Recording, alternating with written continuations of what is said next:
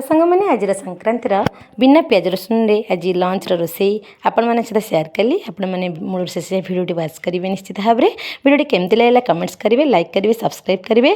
तो आज खाଇବା कौन रही चलते देखा ये कली अरुआ भात आठी नड़िया कोरा देकरी डालमा प्रस्तुत कली जोटा कि बाड़िया डालमा ता सहित भेंडी टमाटो बेसर खट्टा कली आठी रहा मो झुड़ुंगा बेसर जोटा कि बिना प्याज रसुण होती बहुत बढ़िया टेस्ट थी निश्चित समस्त आज बाड़ी देवी फास्ट तापर निजे नहीं खाइबी आ कौन लगे आपण मान सहित सेयार करी। तो चलतु बर्तमान आज्ञा देदेबा तापर मुझे नहीं समस्त देलापर मुझे नहीं आसली। तो सांग मैंने चलतु आज खाଇବା केमती रही आपण मान सहित मु सेयार करुच्ची। तो खाଇବା टाइम तो हो गलानी समस्त बर्तमान समस्त को देदेबा।